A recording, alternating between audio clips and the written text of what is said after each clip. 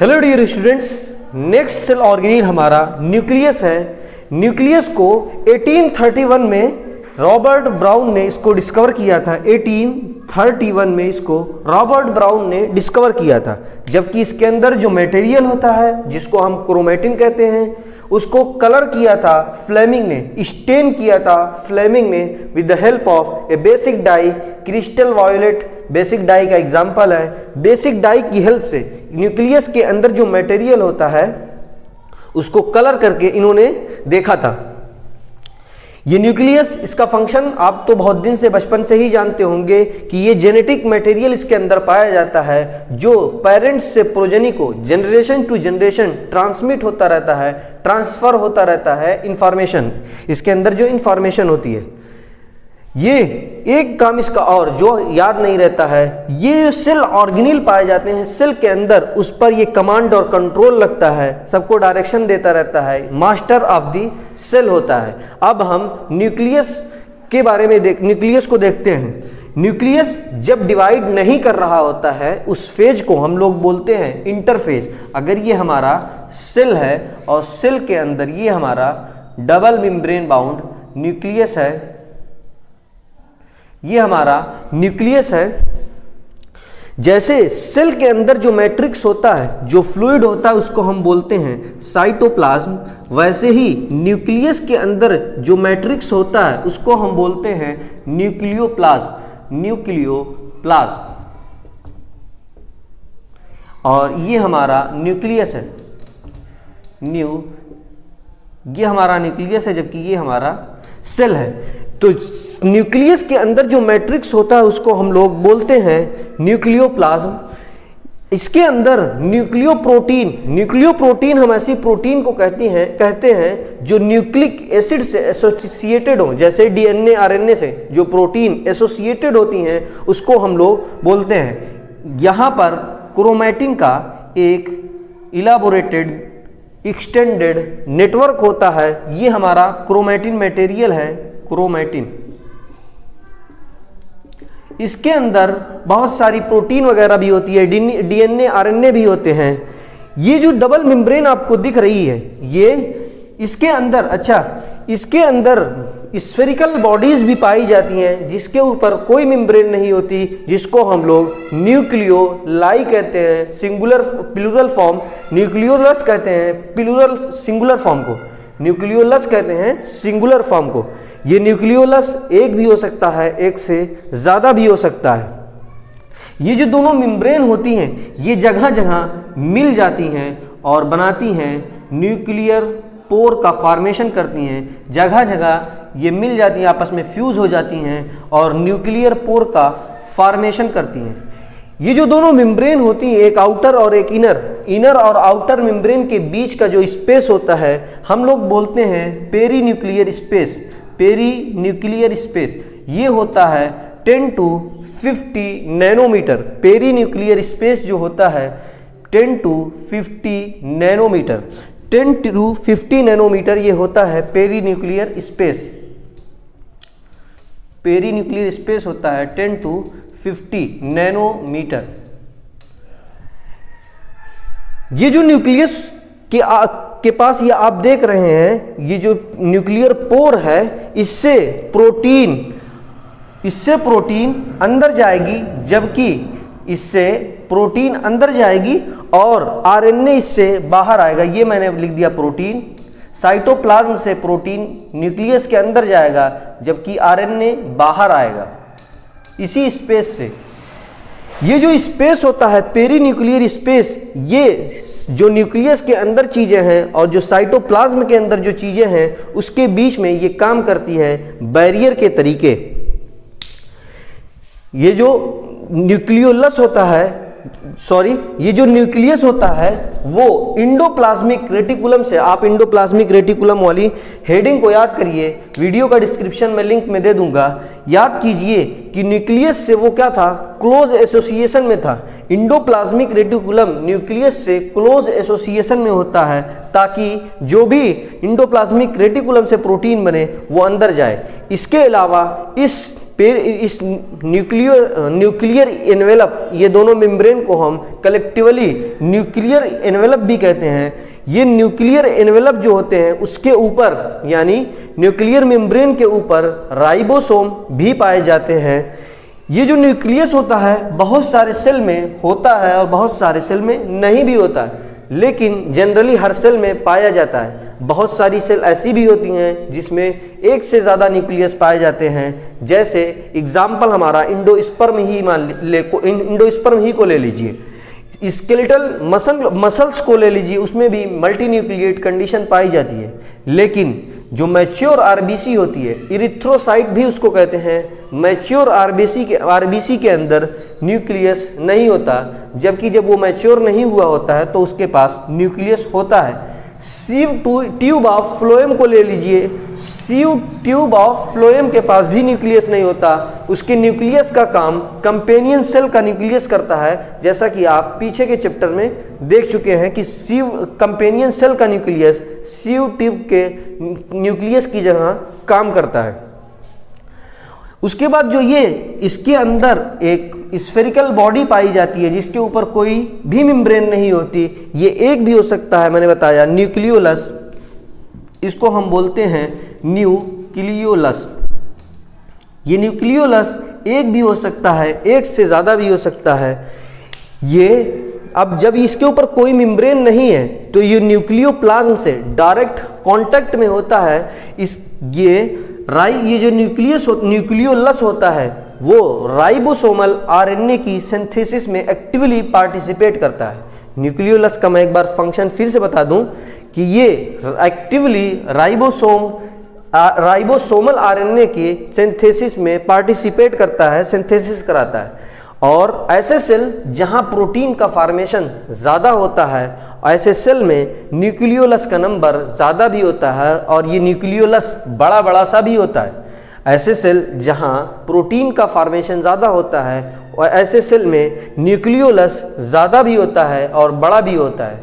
ठीक है, ये न्यूक्लियस हमको तभी दिखता है जब हमारा सेल डिवाइड नहीं कर रहा होता है, यानी हमने बताया था अभी आपको कि इंटरफेज होते हैं सेल डिवीजन में। एक फेज होता है इंटरफेज जब सेल डिवाइड नहीं करता, एक होता है एम फेज जब सेल डिवाइड करता है। ये न्यूक्लियस हमको तभी दिखता है जब सेल इंटरफेज में हो, लेकिन मान लीजिए कि सेल हमारा डिवाइड कर रहा हो, तब हमको ये न्यूक्लियस कैसा दिखेगा? जब सेल हमारा डिवाइड कर रहा होता है तो हमको न्यूक्लियस नहीं बल्कि हमको दिखता है क्रोमैटिन या क्रोमोसोम। ये क्रोमैटिन बना हुआ होता है DNA, RNA, histone protein, non histone protein. जब ये क्रोमैटिन जो ऐसे करके आपने नेटवर्क देखा था न्यूक्लियस के अंदर, जब ये क्रोमैटिन बाइंड हो जाता है, जब ये क्रोमैटिन की पैकेजिंग हो जाती है, इस क्रोमैटिन की जब पैकेजिंग हो जाती है तब हमको क्रोमोसोम दिखता है, तब ये बन जाता है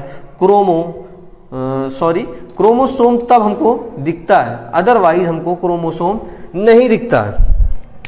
ये क्रोमैटिन बना हुआ होता है DNA, RNA, histone, non histone, histone protein basic protein होती है, जबकि हिस्टोन प्रोटीन के अलावा इसमें नॉन हिस्टोन प्रोटीन भी पाई जाती है, डीएनए, आरएनए भी पाए जाते हैं।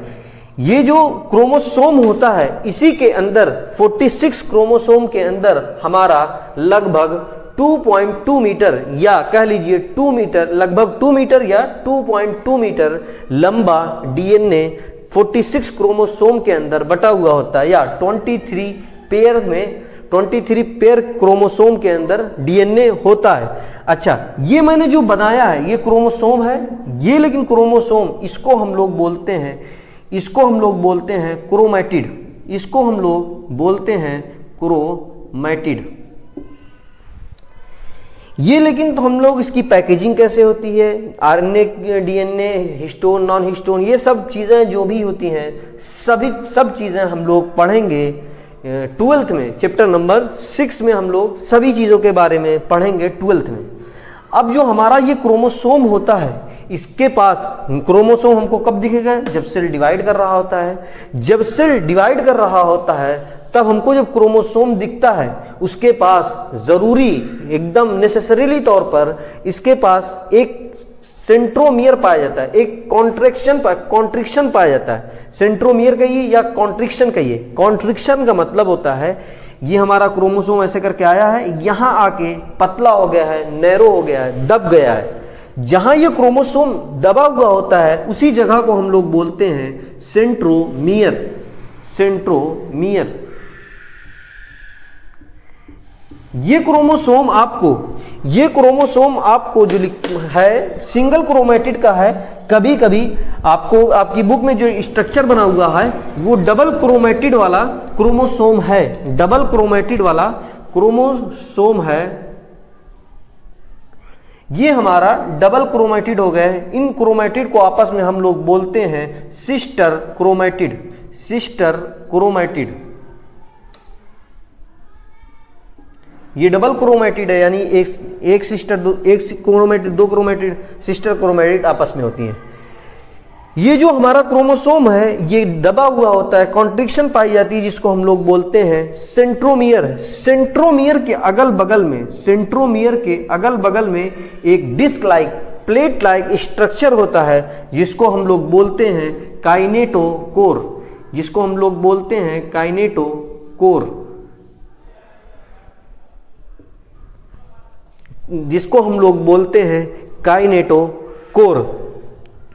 ये प्राइमरी कॉन्ट्रिक्शन हर क्रोमोसोम में पाया जाता है, लेकिन कभी कभी बहुत सारे क्रोमोसोम ऐसे भी हैं जिनमें नॉन स्टेनिंग सेकेंडरी कॉन्ट्रिक्शन भी पाया जाता है। नॉन स्टेनिंग सेकेंडरी कॉन्ट्रिक्शन भी पाया जाता है, जिसको हम लोग बोलते हैं, ये सेकेंडरी कॉन्ट्रिक्शन है, इसको हम लोग बोलते हैं सैटेलाइट या सेट क्रोमोसोम। ये सैटेलाइट का फंक्शन क्या होता है? आइडेंटिफाइंग मार्कर होता है, इससे पहचान होती है सेकेंडरी कॉन्ट्रिक्शन या सैटेलाइट क्रोमोसोम। ये जो सेंट्रोमियर होता है, ये जो कॉन्ट्रिक्शन होती है, ये क्रोमोसोम में कहाँ होगी? ये हर क्रोमोसोम टू क्रोमोसोम वेरी करती है, यानी हर क्रोमोसोम में एक जैसी सेंट्रोमियर हमको देखने को नहीं मिलती है। कभी ये सेंट्रोमियर एकदम एग्जैक्ट, बिल्कुल एग्जैक्ट बीचों बीच होती है सेंट्रोमियर, तब हम इसको बोलते हैं मेटासेंट्रिक। अगर ये सेंट्रोमियर बीचों बीच पाया जाता है, मिडिल में पाया जाता है, तब हम इसको बोलते हैं मेटासेंट्रिक। जब ये मेटासेंट्रिक कंडीशन में होगा तो ऊपर वाली आर्म नीचे वाली आर्म बिल्कुल बराबर होगी, क्योंकि सेंट्रोमियर बीचों बीच है। लेकिन सब मेटासेंट्रिक में क्या होता है? सब मेटासेंट्रिक में ये जो सेंट्रोमियर है थोड़ा सा ऊपर, एकदम बिल्कुल माइन्यूट सा ऊपर, ये एकदम थोड़ा सा ऊपर या थोड़ा सा नीचे, यहां मान लीजिए यहां है और ये ऐसे करके यहां कॉन्ट्रिक्शन है। सब मेटासेंट्रिक में कॉन्ट्रिक्शन या थोड़ा सा ऊपर होगी या थोड़ा सा नीचे होगी, मिडिल से, बीचों बीच से थोड़ा सा ऊपर या थोड़ा सा नीचे। तो क्या होगा? एक आर्म छोटी हो जाएगी, एक आर्म बड़ी हो जाएगी। लेकिन तो यहां सेंट्रोमियर जो होता है सब मेटासेंट्रिक में, मेटासेंट्रिक में बीचों बीच, सब मेटासेंट्रिक में बीचों बीच से, मिडिल से थोड़ा सा ऊपर या थोड़ा सा नीचे हो सकता है, थोड़ा सा नीचे भी हो सकता है, थोड़ा सा ऊपर। तो जिसके रिजल्ट में क्या हो जाएगा? ये आर्म जो है एक बड़ी एक छोटी हो जाती है। उसके बाद आता है सब मेटासेंट्रिक के बाद आ जाता है एक्रोसेंट्रिक। एक्रोसेंट्रिक में क्या होता है? ये जो सेंट्रोमियर है, ये सेंट्रोमियर जो है बिल्कुल ऊपर आ जाता है, ये सेंट्रोमियर ऊपर चला आता है और ये ऐसे करके यहीं एक आर्म एकदम छोटी, एक आर्म एकदम बड़ी।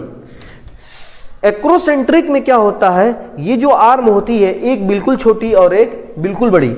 जो छोटी आर्म होती है हम लोग कन्वेंशनली इसको, छोटी आर्म को P से डिनोट करते हैं, जबकि बड़ी आर्म को Q से डिनोट करते हैं। ये इसी साल 2019 में ये नाम पूछा था कि बताइए छोटी आर्म को हम लोग क्या कहते हैं, बड़ी आर्म को क्या कहते हैं?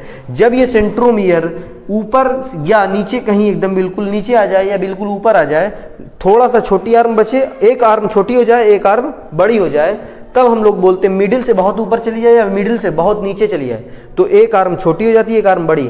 छोटी आर्म को हम लोग बोलते हैं P, जबकि बड़ी आर्म को हम लोग बोलते हैं Q। तो हमने अभी तीन देखा कि तीन तरीके के सेंट्रोमियर हो सकते हैं। एक मेटासेंट्रिक, जब बीचों बीच हो तब एक दोनों आर्म बराबर की होती हैं। सब मेटासेंट्रिक, जब मिडिल से थोड़ा सा ऊपर या थोड़ा सा नीचे आ जाए तब एक आर्म छोटी हो जाएगी, एक आर्म बड़ी। तो छोटी आर्म को हम लोग बोलते हैं P, बड़ी आर्म को बोलते हैं Q। एक्रोसेंट्रिक में क्या होता है, ये जो सेंट्रोमियर है, ये कॉन्ट्रिक्शन है, बहुत ऊपर चला आता है। एक आर्म बिल्कुल छोटी हो जाती है, एक आर्म बिल्कुल बड़ी हो जाती है। इसमें भी छोटी आर्म को हम लोग P बोलते हैं, जबकि बड़ी आर्म को हम लोग Q बोलते हैं। लेकिन तो जो लास्ट कॉन्ट्रिक्शन हमको देखने को मिलता है टीलोसेंट्रिक, टीलोसेंट्रिक में एक ही आर्म बचती है एनसीईआरटी में, लेकिन तो छोटी छोटी ऐसे दो आर्म दिखाई गई है। हालांकि एनसीईआरटी की डिफिनेशन के अकॉर्डिंग ये आर्म नहीं होनी चाहिए, लेकिन एनसीईआरटी में छोटा सा आर्म ये दिखाया गया कि ये सेंट्रोमियर बिल्कुल ऊपर है, लेकिन यहाँ होना नहीं चाहिए। एनसीईआरटी की डिफिनेशन में लिखा हुआ है कि ये टर्मिनल पे होती है। टर्मिनल का मतलब उसके आगे कुछ नहीं होना चाहिए, लेकिन एनसीईआरटी में बनी हुई है, तो आप बना लीजिए। मैंने सिंगल क्रोमेटिड वाला बनाया है, एनसीईआरटी में डबल क्रोमेटिड का है, उससे कोई फर्क नहीं पड़ता है। तो छोटी आर्म को हम लोग बोलते हैं P, जबकि बड़ी आर्म को हम लोग बोलते हैं Q। इसके बाद एक दो लाइन की हेडिंग आपकी एनसीईआरटी में लिखा हुआ है कि मेम्ब्रेन बाउंड कुछ वेसाइकल्स पाए जाते हैं, जिसको हम लोग कहते हैं माइक्रो बॉडीज। वेसाइकल का मतलब मैं बहुत बार बता चुका हूँ, स्फेरिकल स्ट्रक्चर होता है बहुत सारे सेल ऑर्गेनील के पास या साइटोप्लाज्म के अंदर। इस वेसाइकल के अंदर बहुत सारे एंजाइम होते हैं। ये माइक्रो बॉडीज एनिमल और प्लांट में दोनों में पाए जा सकते हैं। इस वेसाइकल के अंदर बहुत सारे एंजाइम होते हैं, जैसे प्रोटीन को फैट को ब्रेक डाउन करने में ये एंजाइम हेल्प कर सकते हैं। अल्कोहल को ब्रेक डाउन करने में हेल्प कर सकते हैं। अमीनो एसिड यानी प्रोटीन भी कह सकते हैं, प्रोटीन के तोड़ने में ये हेल्प करते हैं। माइक्रो बॉडीज का एग्जाम्पल हमारे पास होता है ग्लाइऑक्सिसोम, प्रॉक्सिसोम। ये प्लांट और एनिमल दोनों में पाए जा सकते हैं। तो आज हमने न्यूक्लियस को देखा, न्यूक्लियस को डिस्कस किया, और माइक्रो बॉडीज जो सिर्फ कि ये स्फेरिकल स्ट्रक्चर होता है जिसके अंदर एंजाइम होता है, और ये एंजाइम बहुत सारे कामों में हेल्प करते हैं, जैसे फैट, प्रोटीन और अल्कोहल के डाइजेशन में, ब्रेकडाउन में हेल्प करते हैं। ये एनिमल और प्लांट दोनों में पाए जाते हैं। न्यूक्लियस को हमने डिटेल डिस्कस किया। न्यूक्लियस के बारे में 1831 में रॉबर्ट ब्राउन ने बताया था। इसके अंदर जो मटेरियल होता है उसको स्टेन किया था फ्लेमिंग ने with the help of A basic dye, chromatin बताया था क्रोमेटिन के बारे में।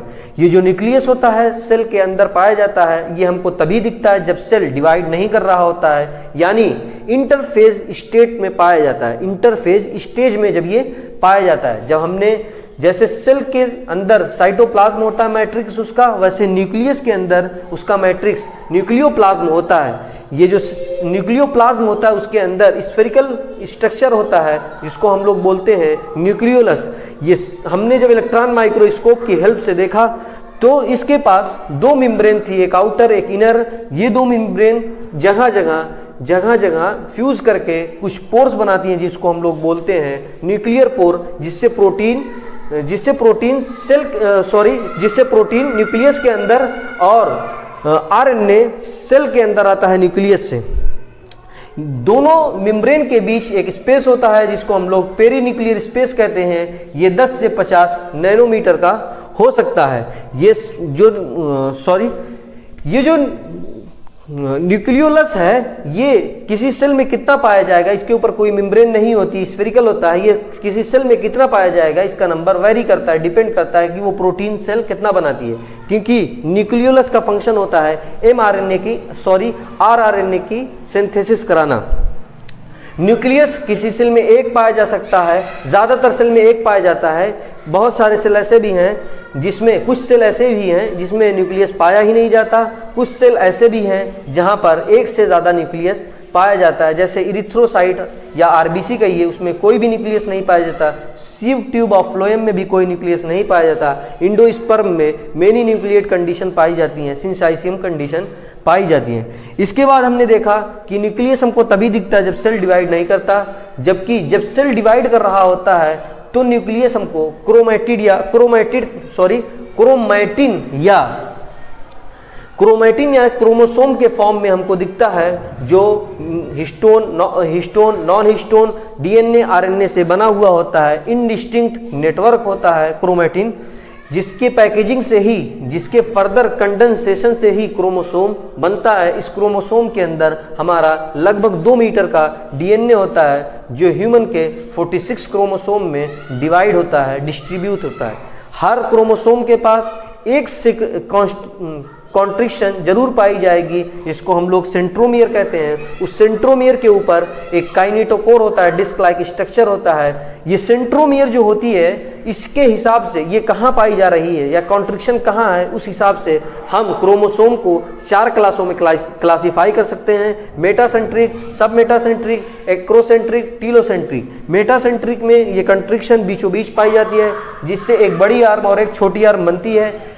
सब मेटासेंट्रिक में ये कॉन्ट्रिक्शन बीच से, मिडिल से थोड़ा सा ऊपर या थोड़ा सा नीचे हो सकता है, जिससे एक आर्म छोटी और एक आर्म बड़ी। जबकि एक्रोसेंट्रिक में ये कॉन्ट्रिक्शन मिडिल से बहुत ऊपर या बहुत नीचे पाया जाएगा, जिससे एक आर्म बहुत छोटी और एक आर्म बहुत बड़ी हो जाती है। और टीलोसेंट्रिक में ये आर्म होती ही नहीं है, क्योंकि ये बिल्कुल टर्मिनल पे पाया जाता है कॉन्ट्रिक्शन, लेकिन एनसीईआरटी के फिगर में थोड़ी सी आर्म दिखाई गई है। शॉर्ट आर्म को हम लोग कन्वेंशनली पी कहते हैं, जबकि लॉन्गर वाली आर्म को हम लोग क्यू कहते हैं। ये नीट में 2019 में क्वेश्चन भी आया था। उसके बाद हमने देखा कि बहुत सारे क्रोमोसोम ऐसे भी होते हैं जिसमें एक सेकेंडरी कॉन्ट्रिक्शन भी पाया जाता है, और हम उस फ्रैक्शन को कहते हैं सेटेलाइट कहते हैं उसको। और ये आइडेंटिफाइंग मार्कर के तरीके काम करता है, यानी हम उसकी हेल्प से क्रोमोसोम नंबर को पहचान सकते हैं ये किस नंबर का क्रोमोसोम है। उसके बाद हमने माइक्रोबॉडीज को डिस्कस किया कि ये वेसिकुलर स्ट्रक्चर होता है, स्फेरिकल स्ट्रक्चर होता है, जिसके अंदर एंजाइम भरे हुए होते हैं, जो बहुत सारी चीज़ों के ब्रेकडाउन में हेल्प करता है। ये प्लांट और एनिमल दोनों में पाया जा सकता है। पेरोक्सिसोम, ग्लाइऑक्सिसोम, ये सब इसके एग्जाम्पल हैं। ठीक है, अच्छे से पढ़िए। Thank you.